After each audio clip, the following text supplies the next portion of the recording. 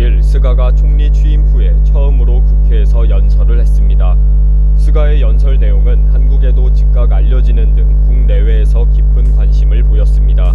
스가 내각의 정책 방향을 확인할 수가 있기 때문입니다.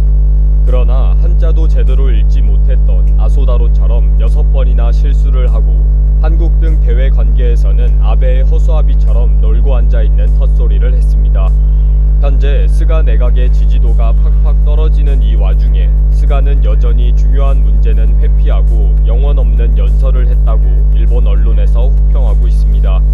한국에 대해서 매우라는 단어를 추가했니 어쩌니 하는 개그 콘서트 같은 스가의 연설과 보도를 정리해봤습니다. 그냥 일본이 어떻게 놀고 있는지 한번 크게 웃으면서 보시면 될 것 같습니다. 스가는 연설에서 센카쿠 열도에 분쟁 관계가 있는 중국에 대해서는 주장해야 할 것은 확실히 주장하겠다 라고 표현했고, 징용공 판결로 경제 갈등 관계가 있는 한국에 대해서는 적절한 대응을 강력하게 요구해 나갈 것이라고 했습니다. 한국에 대해서는 한국은 매우 중요한 이웃입니다.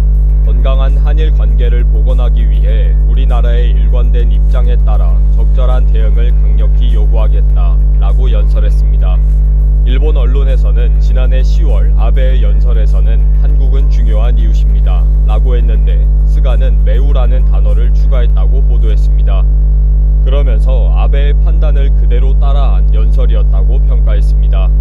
26일 오후에 가토 가스노부 관방장관은 이런 표현에 대해 스가 정권은 아베 정권의 정책을 일관되게 유지하고 있다 라고 하면서 스가는 아무 생각도 없다는 것을 공식적으로 인정하는 발언을 했습니다.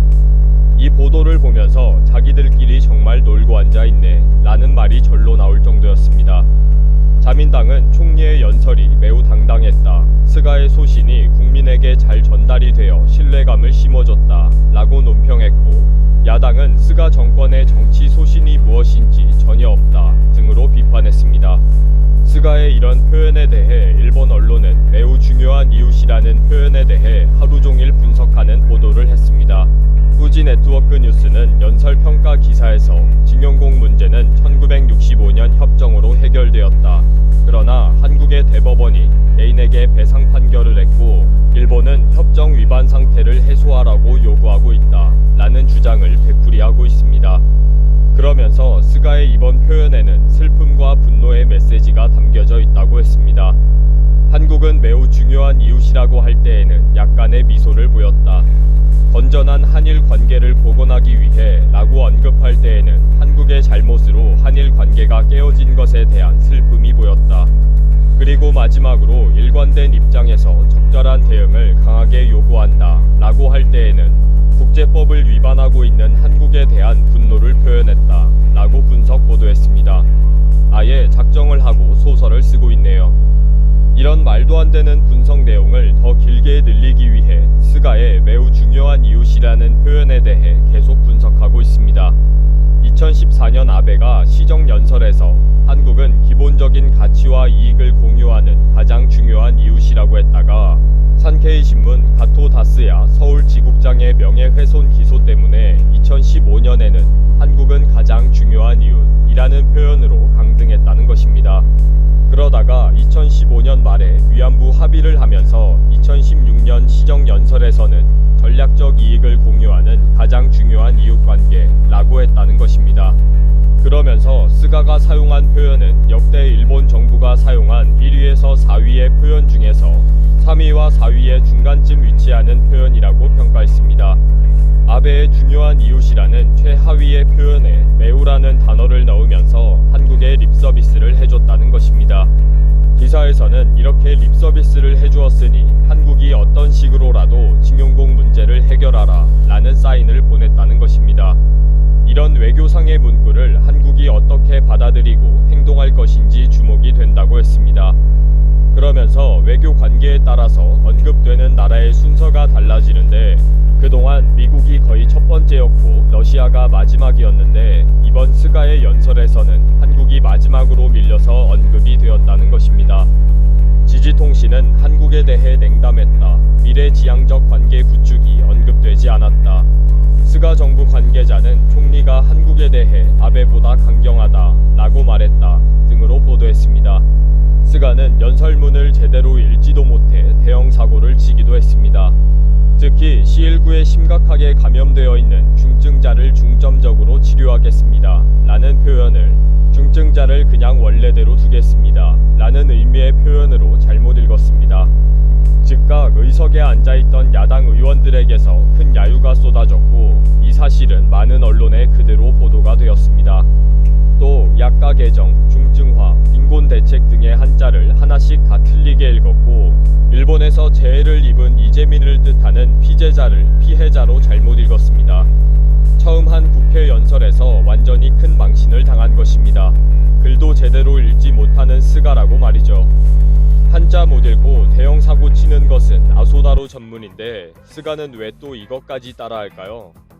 개파가 없다 보니 개파 수장들의 잘못된 것만 따라하나 봅니다. 이렇게 완전히 망쳐버린 스가의 연설에 대해 야당과 일부 언론들은 도대체 무슨 저런 허수아비가 다 있느냐며 분노를 표현했습니다. 야당 입헌 민주당의 후쿠야마 데스로 간사장은 20년 이상 국회에서 일을 했지만 이렇게 내용도 없고 아무것도 느껴지지 않는 소신 표명은 처음이다. 불편한 것은 언급하지 않고 숨겨버리고 있다. 아베 정권의 나쁜 점만 상속했다. 라고 한탄했습니다. 공산당의 시이 가즈오 위원장은 가장 큰 현안이 학술회의 임명 거부 사태인데 단 한마디도 언급하지 않아서 놀랐다. 설명할 생각조차 없다는 것이 이상하다. 라고 비판했습니다. 일본 의회에서 촌철살인 논평으로 인정받는 오자와 이치로 의원도 어떻게 총리로서 명확한 국가 비전과 정책이 하나도 없을 수 있는가? 구체적인 대안은 하나도 제시하지 않고 있다. 관료들이 적어주는 것을 읽는 것이 총리인 줄 아느냐? 라고 강력하게 비판했습니다. 스가는 이번 연설 한 번으로 온갖 비난을 다 받고 밑바닥을 보였습니다. 스가가 무개파이기 때문에 각 개파의 합의에 의해 얼떨결에 총리가 되었지만 자기 생각이 이렇게 없다는 사실에 야당과 언론이 놀란 것입니다. 이번 연설에서 스가는 도쿄올림픽은 인류가 C19를 이긴 증거로 반드시 개최하겠다. C19 검사 능력을 확보하겠다. 앞으로도 아베노믹스를 계승하겠다. 디지털청 개설로 일본을 디지털 국가로 만들겠다 등 뻔한 이야기를 하기도 했습니다. 그러나 구체적인 대안과 계획도 없는 말뿐인 연설에 어느 누구도 감동을 받지 못했다고 평가를 받고 있습니다. 일본 총리의 연설에 관심도 없지만 그냥 비웃어 볼 만한 사건입니다. 아직도 큰 소리를 칠 수 있다고 믿고 있는 것은 자신들 마음이지만 폭망하고 있는 현실은 인정하지도 않고 있네요. 삼성전자의 브랜드 가치가 사상 처음으로 세계 5위에 올라 IT 공룡 기업의 면모를 보여줬습니다. 인터브랜드가 발표한 글로벌 100대 브랜드에 따르면 삼성전자의 브랜드 가치는 역대 최대인 623억 달러, 우리 돈 약 71조 원으로 집계됐는데요. 올해 탑5에는 애플, 아마존, 마이크로소프트, 구글, 삼성전자로 미국 이외의 기업으론 삼성이 유일합니다. 인터브랜드는 삼성전자의 브랜드 가치가 상승한 주요 요인으로 코로나19 대응을 위해 다양한 사회공헌 활동 캠페인을 추진하고 지속가능한 경영활동을 전사적으로 확대한 점을 꼽았습니다. 또 조개 모양으로 접히는 갤럭시 Z 플립, 야외에서 볼 수 있는 고급 TV 더 테라스, 다양한 색깔로 자체 디자인이 가능한 비스포크 가전 등 혁신적인 제품을 잇따라 내놓은 점도 인정받았습니다. 이렇게 삼성은 미래 먹거리 분야에서 글로벌 영토를 넓혀가고 있고 사회공헌을 통해 사회적인 책임을 실천하는 글로벌 리더 기업으로서의 자리도 잡고 있습니다. 우리 삼성이 글로벌 브랜드 가치 탑5에 들며 꾸준히 발전하자 일본과 중국 등 한국 주변국들은 시기 질투를 했고 심지어는 그들이 그나마 1위를 유지하고 있는 분야마저 한국에게 빼앗기지 않을까 하며 두려움에 벌벌 떨고 있다고 하는데요. 과연 삼성이 어떤 행보를 보이고 있길래 이런 반응을 보이는 걸까요? 한번 알아보겠습니다. 지난 8월 기준 전 세계 스마트폰 시장에서 삼성은 점유율 22%를 차지하며 1위를 차지했습니다. 이는 점유율 16%인 중국의 화웨이와 12%인 미국의 애플과의 격차를 더욱 벌린 건데요. 향후 화웨이의 점유율은 미국의 무역 제재로 인해 더 하락할 전망이죠. 또한 5G 네트워크 통신 장비 분야에서도 강세를 보인 삼성전자는 글로벌 탑3 네트워크 장비 업체로의 도약을 목표로 세웠는데요. 실제로 미국 최대 통신사 버라이즌과 8조 원 규모의 5G 통신 장비 공급 계약을 발표해 그 기술력을 인정받았습니다. 게다가 메모리 분야에선 초미세 반도체 공정 기술을 바탕으로 최초 D램에 EUV를 적용하고 AI, 차세대 슈퍼컴퓨터용 초고속 D램, 플래시볼트를 세계 최초로 출시하는 등 메모리 시장 1위 업체로서 혁신 기술로 시장을 주도하고 있습니다. 뿐만 아니라 1등 킬러 삼성은 낸드 플래시 분야에서도 세계 1위를 차지하고 있는데요. 이제는 시스템 반도체에서도 1등을 달성하겠다는 반도체 비전 2030을 발표하며 종합 반도체 1위 기업으로의 도약을 추진하고 있습니다. 특히 5G 통신이 상용화되고 자율주행 자동차와 빅데이터, AI 기술들이 발달하면서 고성능 시스템 반도체에 대한 수요가 늘고 있는데 이런 고성능 초미세 반도체를 생산할 수 있는 곳은 전 세계에서 대만의 TSMC와 삼성전자밖에 없습니다. 물론 현재 파운드리 1위는 TSMC지만 삼성은 앞선 기술력을 확보해 빠르게 1위 자리를 탈환할 계획입니다. 실제로 삼성의 기술력을 확인한 퀄컴과 엔비디아, IBM 등 세계적인 반도체 회사들은 TSMC가 아닌 초미세 회로를 구현할 수 있는 삼성전자 파운드리를 찾고 있죠. 이처럼 파운드리 분야에서 TSMC를 매섭게 따라잡고 있다면 이미지 센서 분야에선 1위 기업인 소니를 빠르게 추격하고 있습니다. 이미지 센서는 카메라 등을 통해 들어온 외부 이미지를 디지털 신호로 전환해주는 반도체로 삼성은 지난해 5월 세계 최초로 6,400만 화소 이미지 센서를 개발했고 이어 3개월 뒤 1억 800만 화소 제품을 출시하면서 1위 기업인 소니를 앞지르는 초격차 기술 경쟁력을 선보이고 있습니다.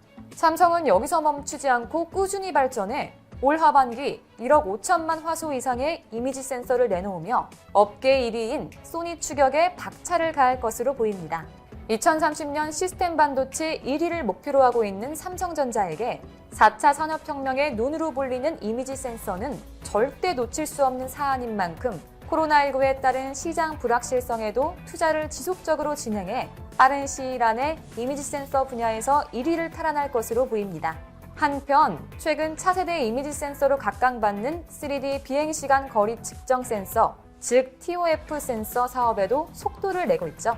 TOF 모듈을 장착하면 피사체를 향해 발사된 빛이 튕겨져 돌아오는 시간으로 거리를 계산해 공간 정보나 움직임, 사물을 입체적으로 빠르게 인식할 수 있습니다. 이 모듈은 생체 인증이나 AR, VR과 같은 분야에서 활용될 수 있기 때문에 업계에서는 차세대 이미지 센서로 인정을 받죠.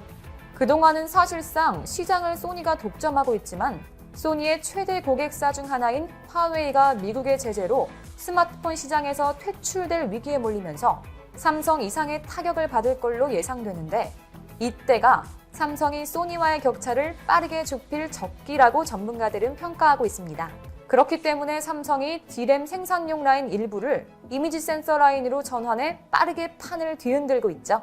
심지어 활발한 영업활동으로 소니의 최대 고객사인 애플의 수요도 노리고 있기에 소니 입장에서는 미친 듯이 비상이 걸렸습니다. 이에 일본 현지 언론까지 소니의 상황을 비관적으로 바라보고 있는데요.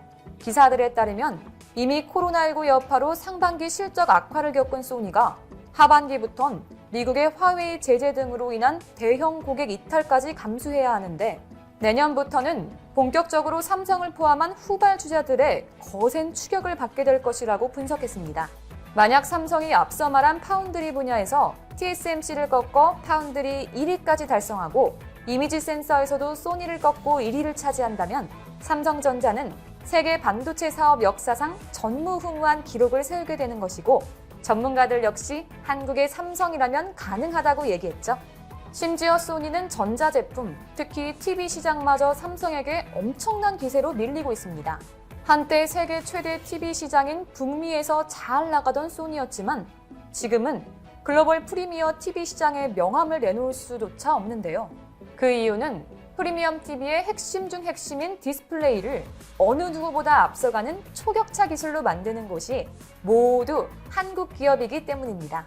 LG가 주도하는 OLED TV와 삼성이 이끄는 QLED TV는 전 세계에서 치열한 경쟁을 벌이며 글로벌 TV 시장을 양분하고 있다 해도 과언이 아닙니다. 사실 한국의 디스플레이 업계는 잠시 중국과의 LCD 치킨 게임에 밀리면서 침체에 빠졌었지만 삼성, LG부터 중소협력사까지 한국의 디스플레이 업계는 차세대 기술 R&D에 사활을 걸며 반등을 시도했고 그 결과 탈-LCD 선언과 OLED, QLED의 올인으로 기술 개발에 박차를 가했습니다. 그리고 올 하반기 그 성과가 점차 가시화됐습니다. 시장조사기관 옴디아에 따르면 TV 사업에서 LG의 OLED 패널이 차지하는 비중은 올해 처음으로 50%를 넘길 전망입니다. 2013년 OLED TV를 처음 선보인 지 7년 만에 연간 출하량 1000만 대를 돌파한 겁니다. 올 4분기 OLED TV 출하량은 120만 대를 넘으며 내년부터 매 분기마다 100만 대 이상 생산 체제를 유지할 전망인데요. LG 디스플레이는 롤러볼 OLED 등 다양한 제품으로 OLED의 확장성을 넓히고 사업 기회를 발굴한다는 방침입니다. 또 플라스틱 OLED인 POLED 사업과 고부가 LCD 사업도 수익성이 크게 좋아졌죠. 반면 삼성 디스플레이는 내년 상반기까지 LCD 사업을 유지하다가 완전히 철수하고 내년부터 퀀텀 닷, 즉 QD 디스플레이 체제로 본격 전환하는데요. 현재 QD 장비 입고가 막바지 단계라고 합니다. 특히 삼성전자는 QLED를 개발해 높은 신뢰성을 달성했고 QLED 3원색 중 가장 구현하기 어려운 청색 성능까지 확보한 QD 분야의 기술력을 다시 한번 입증해 그 누구도 따라오지 못하는 디스플레이 초격차 기술을 선보였습니다. 이에 전문가들은 내년이 바로 한국 디스플레이 산업의 르네상스를 맞을 중대한 전환점으로 보고 있죠. 이렇게 한국의 기업들이 뛰어난 초격차 기술력으로 전 세계의 극찬을 받자 일본과 중국은 자신들이 수성하고 있었던 산업 분야의 1위 자리도 한국에게 빼앗길까 노심초사하고 있습니다. 특히 삼성은 끊임없는 혁신과 미래 첨단 기술을 향한 도전으로 미래 시장을 선도할 준비를 하고 있죠. 이렇게 삼성이 계속해서 발전한다면 언젠가 한국 기업이 애플과 아마존 같은 미국 기업들을 제치고 글로벌 브랜드 같이 1위를 하는 날이 오지 않을까요? 우리 일상에서 절대 뗄래야 뗄 수 없는 전기. 전기를 얻는 에너지엔